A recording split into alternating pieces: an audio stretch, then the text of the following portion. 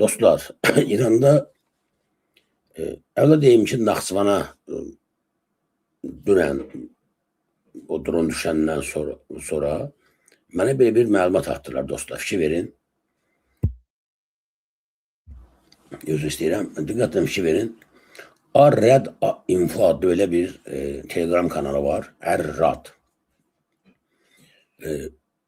Orxan Məmmədov Mötərizədə Səfəvi -1 adlı belə bir istifadəçi var.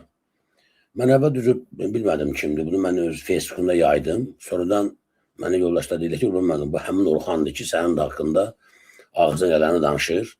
Oturub İranda Azərbaycan əleyhinə fəaliyyət göstərir neçə illərdir. Tanıdım mən oğlanı. Sistemli olaraq o cavan oğlan iş aparır İranın lehinə. Mən onun mövqeyini bəyənmirəm. O da mənim mövqeyimi bəyənmir və mənim haqqımda ağzına gələn danışır bu günə qədər. Amma məni çox maraqlandıran bir hadisə gördüm. Deməli, Ar-Rad informasiya deməli, bu kanalı var bu adamın. Tarixə fikir verin dostlar. Mart ayının 3'ü. Baxın. Fikir verirsiniz. Baxın. Martın 3'ü saat 15:53'də. Bu adam yazıbdı ki, Epstein Alyansı Azərbaycanda uşaq qurbanı istəyir, sual qoyub. Epstein Alyansı Azərbaycanda uşaq qurbanı istəyir. Məlumata görə, bunu yazan həmin Orxan adlı cavan oğlandır. Məlumata görə Azərbaycanda məktəb vurub İranı günahlandırmaq planı var. Epstein Alyansı günahsız insan qanı tələb edir. Deyə bir status yazıb.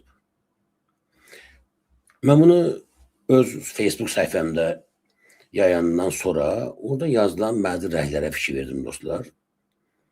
Orada gördüm bəziləri yazırlar ki, bu hadisədən sonra yazılıb, nə bilim, yazıya dəyişiklik olub. Yox, belə deyil.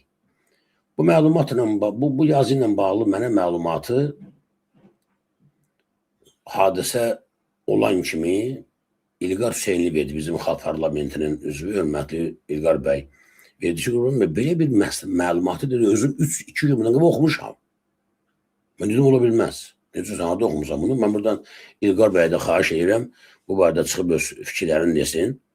Yəni, hadisədən qabaq oxuyubdu bunu. Hadisədən qabaq. 2 gün qabaq. 2 gün sonra Naxçıvana dron düşür. Biri hava limanına, biri də məktəbin yaxınına.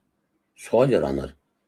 Bu Orxan Məmmədov haradan bilirdi ki, bu məlumat haradan sızdırılmışdı, anlamadım mən. Ki, Azərbaycanda məktəb vurub İranı günahlandırmaq planı var. Təbii ki, əzəm vətənlər, İsrailin regionda müsəlman dövlətlərini, İslam dövlətlərini bir-birinə vurma planı var. Bunu da qınamaq ehtiyac da yoxdur, mümkün də deyil. Adam düşməndir, düşmənçini aparır, bildiyi kimlə vuruşur.